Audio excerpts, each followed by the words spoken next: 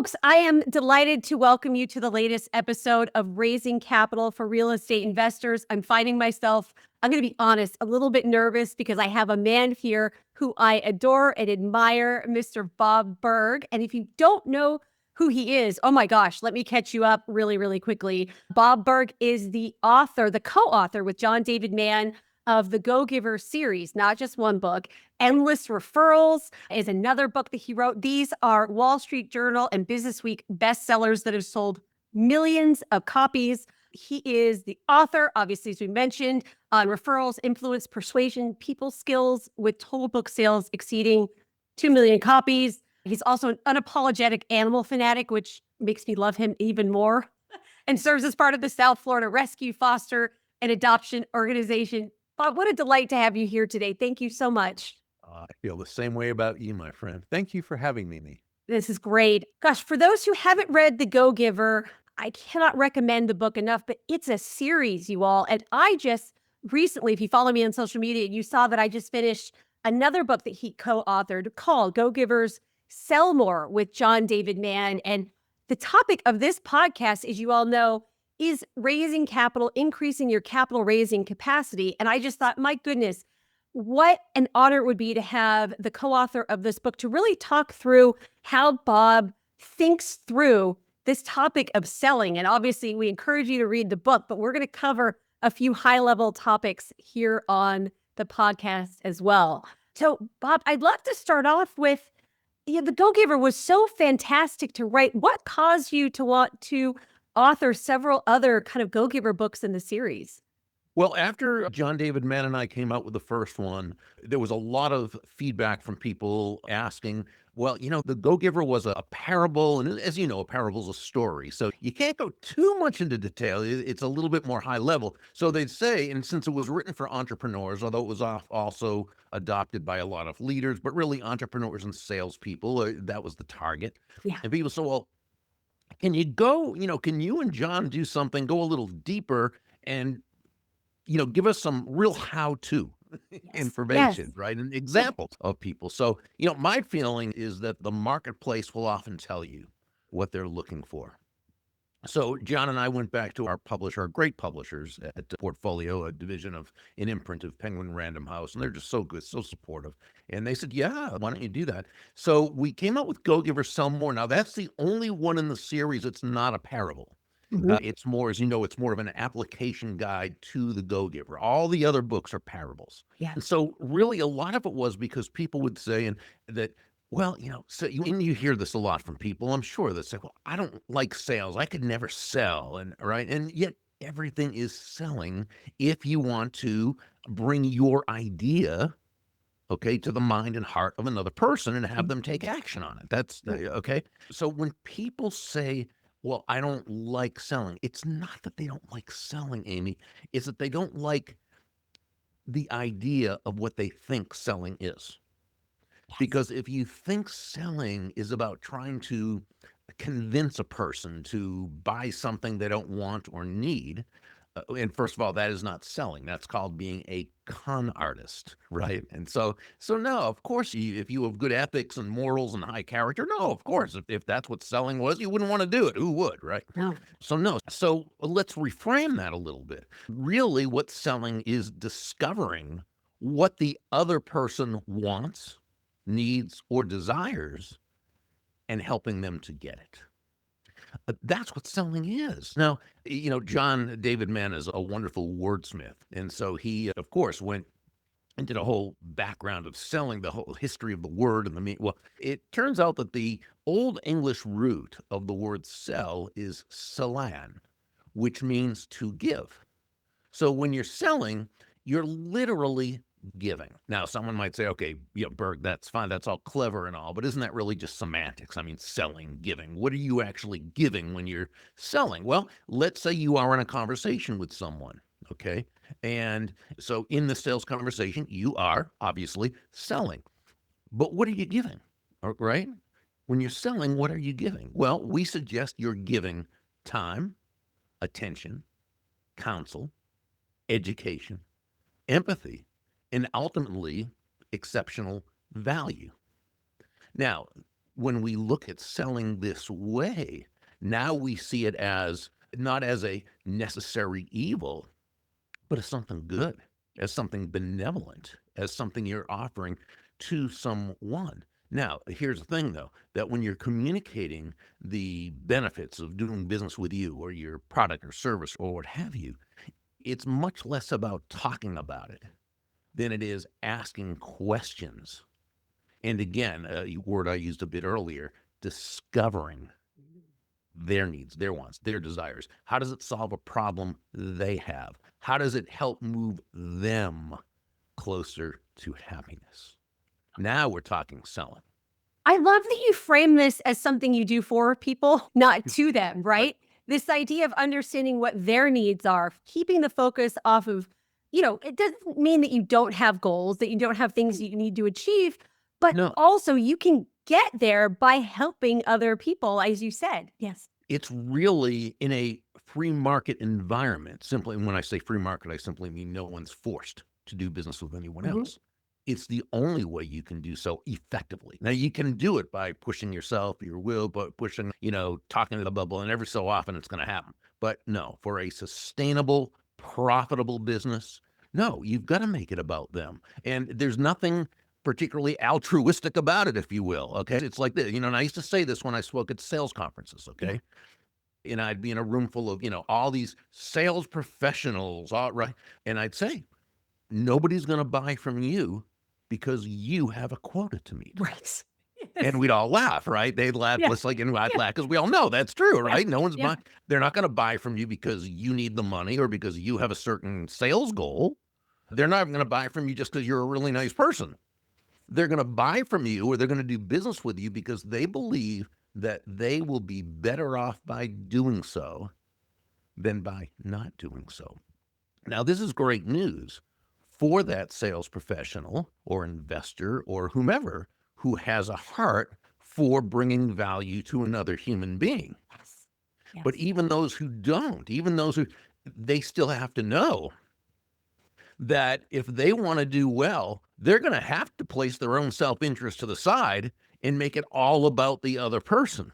Yes. Now, the cool thing is what happens with that is even with those people who just start out doing that because they know it's the best way to sell, they begin to feel really good about Mm. it, right? So they Yes. end up actually turning themselves into a go-giver sales professional because they recognize that, again, and this is what we say the whole premise of the go-giver itself is that shifting your focus Mhm. from getting to giving. And when we say giving, we simply mean constantly and consistently providing immense value to others, is not only a more fulfilling way of conducting business, it's the most financially profitable way as well. It totally ties into human nature.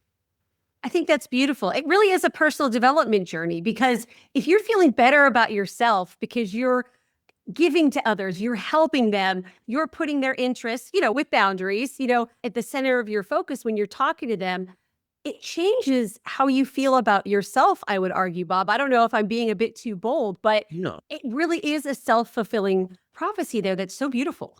Yeah, it is. And let me mention something. When you said about, putting their interests first with boundaries, eh, Yes.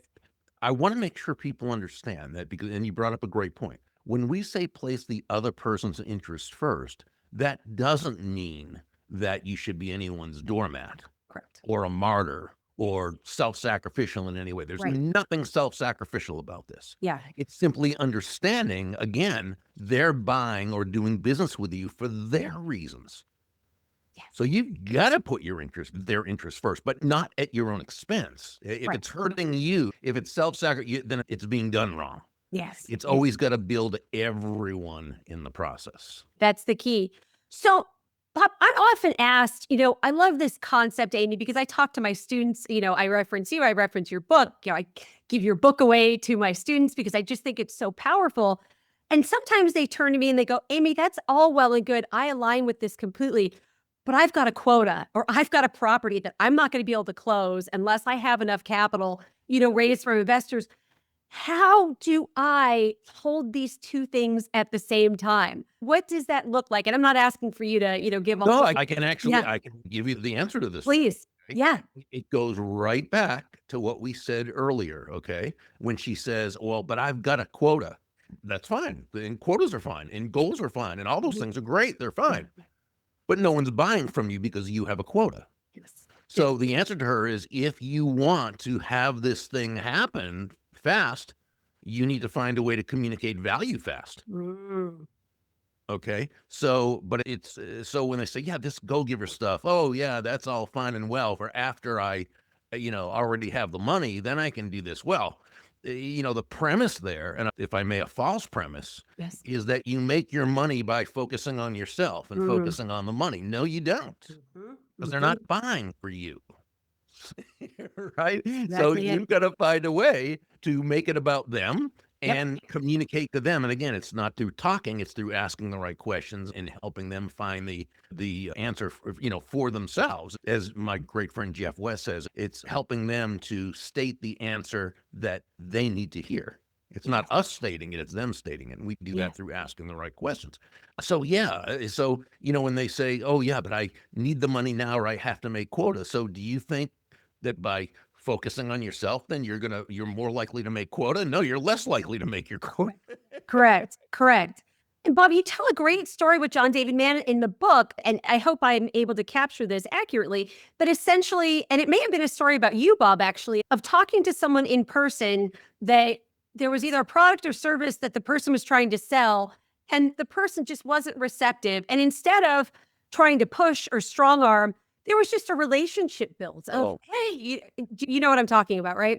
Yeah, I remember that. Yeah, the Yes. person she was nice, but she just was totally not interested. It was like, no, it's not something. And I said, yeah, that's fine.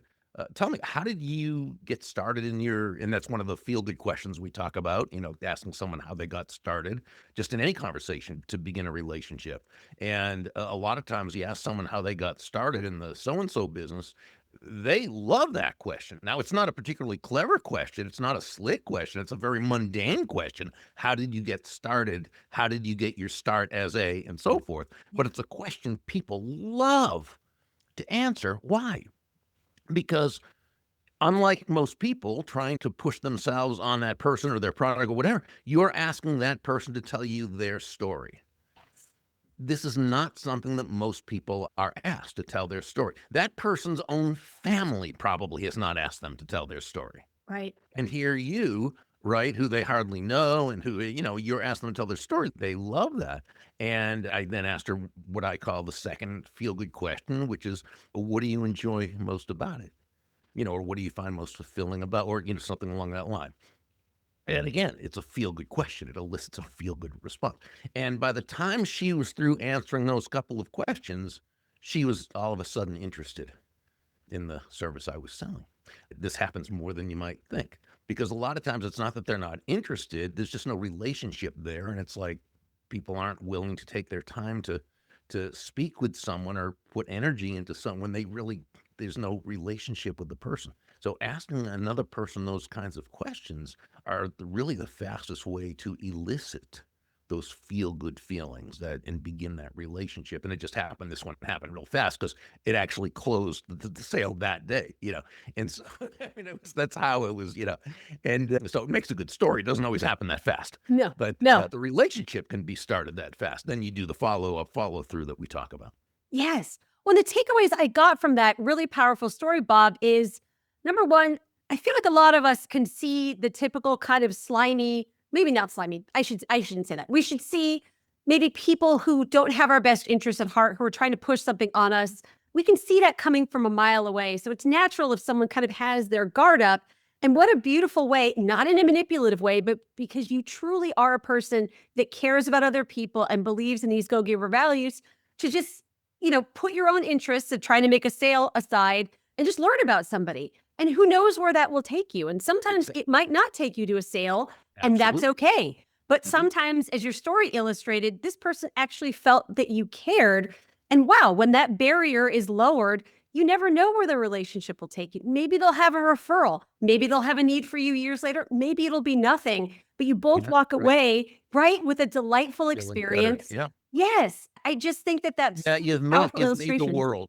Yeah, I'd say I just love what you're saying. You've made the world a little bit better, Truly. even if nothing Truly. happens. So you do it without attachment to the results, Mm. but still expecting that good things are going to happen.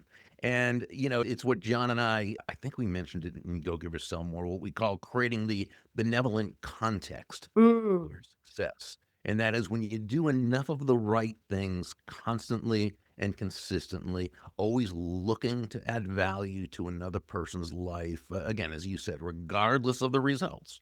Doesn't mean you're not strategic, and it doesn't mean you don't have a plan, and that, no, Yeah. of course not. But Yeah. when you're genuinely looking to make other people's lives better, okay, you create that benevolent context for yourself. Because why? And we said this in the book, we said this in the first book, and that is that all things being equal, people will do business with and refer business to those people they know, like, and trust. And there's no faster, more powerful, more effective way to elicit those feelings toward you from others than by, again, as you mentioned these words earlier, genuinely, right? And Yes. authentically Yes. moving from an I focus or me focus to an other focus, looking to, as Sam, one of the mentors in the Go Giver, told Ben, the protege, make your win all about the other person's win. Mm.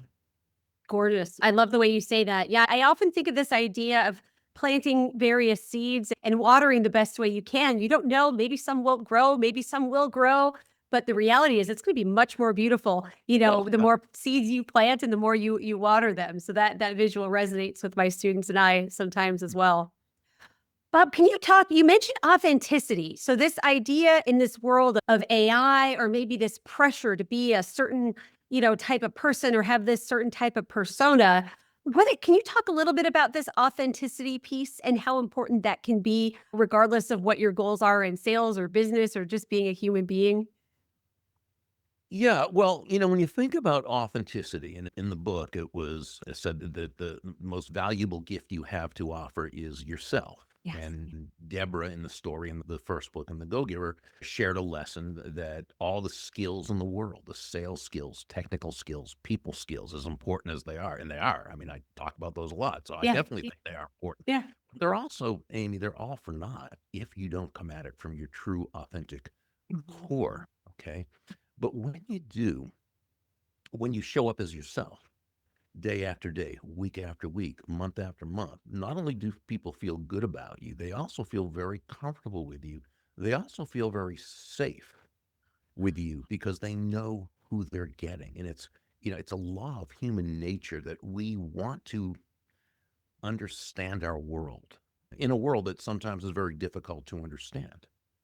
And we crave consistency in a world that's often very inconsistent, right? We all know those people, they're one way one day, and the next time you Mm. see totally different, and it can be unnerving. Now, but when we say authentic, that, and I think that there's oh, it's almost like authenticity has been hijacked, I think, in a sense. And maybe this is through social media, I'm not Mm. sure, but it's almost become, authentic is being, no boundaries. Anything goes. Just say and do whatever you want. Insult people and swear and blah and blah. And it doesn't matter Just who because, I well, am. you're authentic. So, Yes. right. Yeah. I think that's Mm. malarkey. I really do. It's sort of like the person who says, "Well, I have anger issues and I yell at people a lot, and if I were to act any differently, that wouldn't be authentic of me." Mm. It simply means that person has an authentic problem they need to authentically work on Right. in order to become a better, higher, more effective, authentic version of themselves. And so, we want to gently discourage people from using authenticity as an excuse for not growing because we always want to be growing, right? We want to learn from others. Now, of course, we learn from everyone. Mm. We adapt their wisdom, but don't try to adopt their personality. Right. Right. That doesn't work. That's not. Wow. I define authenticity as simply this, Amy. It's acting congruently with your values. Mm. And I think if you're doing that, then you kind of know you're being authentic and you're on the right track. That's brilliant because people will resonate with your values. People are curious, not Mhm. just about your product or service, but as you exactly said, they want to know, like, and trust you.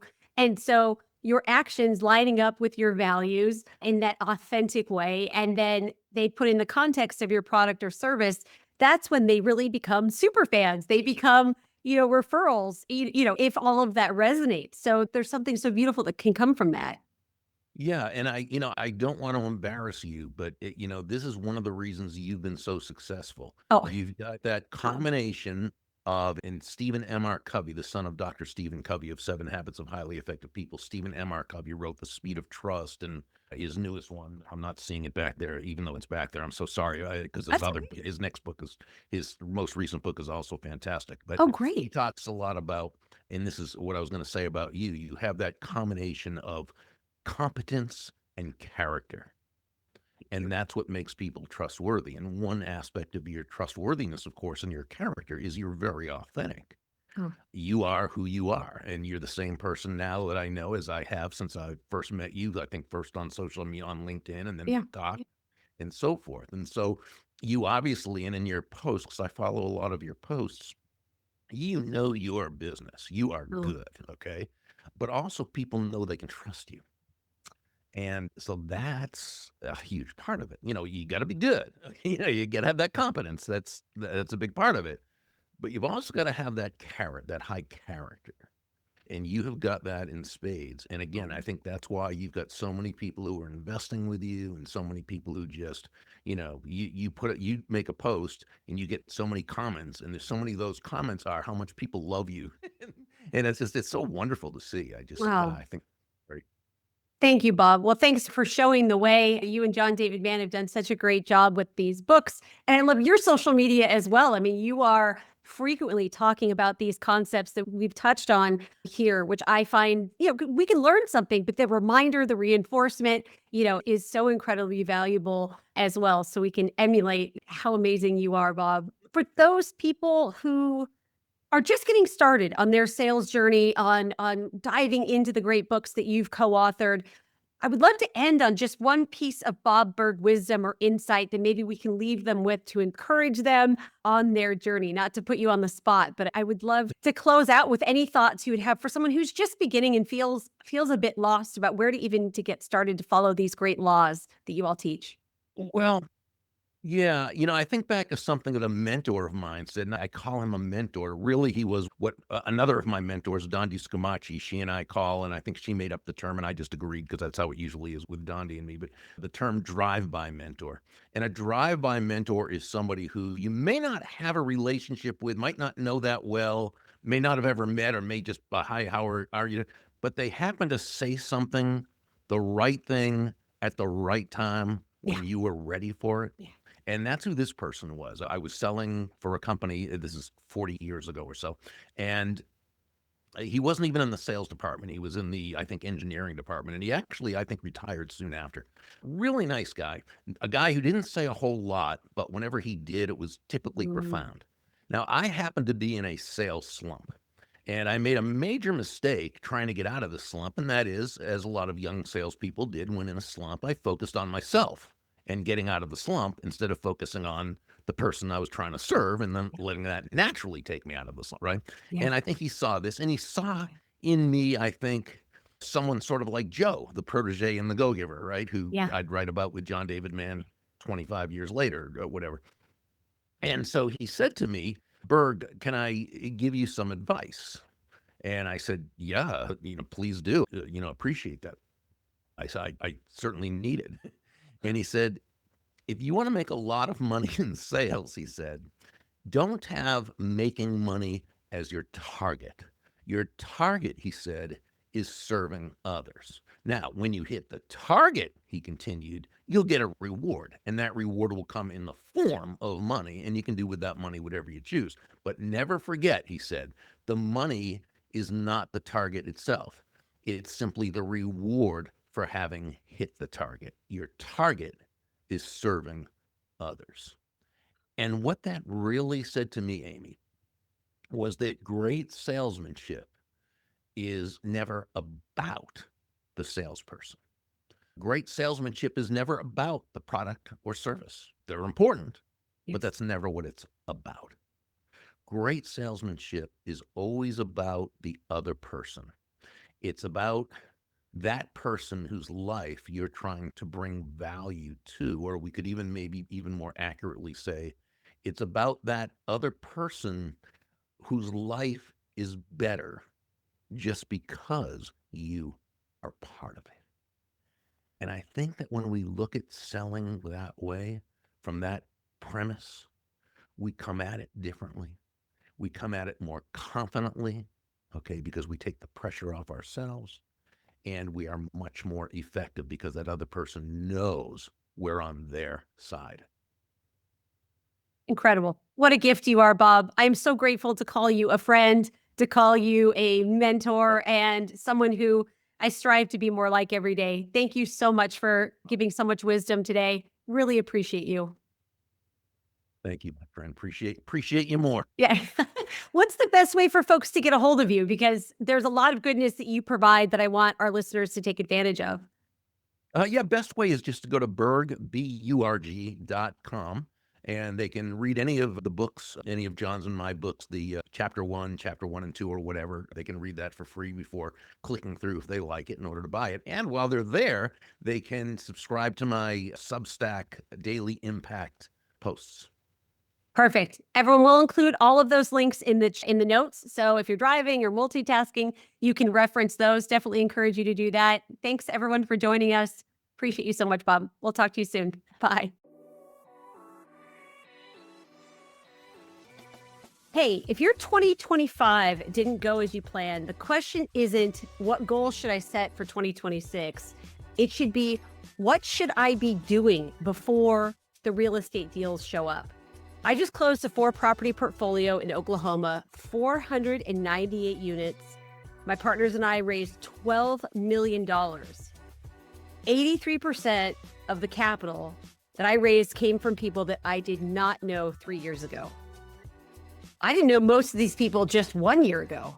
Your friends and family are completely tapped out and flying all over the country, going to conferences, trying to raise capital from other people who are trying to raise capital from you. Come on, we know it's no longer working. I created a 4-step system that works to help you increase your capital raising capacity in just 90 days, to dramatically increase the number of people who know who you are, to give them the opportunity to decide whether or not they like you without doing one-on-one calls. And when they book calls with you, they say, I feel like I already know you and I'm ready to wire money to your next deal. Learn more at capitalraisingsecrets.com. That's capitalraisingsecrets.com, and apply to see if you're a good fit for our 8-week on-demand course. Looking forward to seeing you there.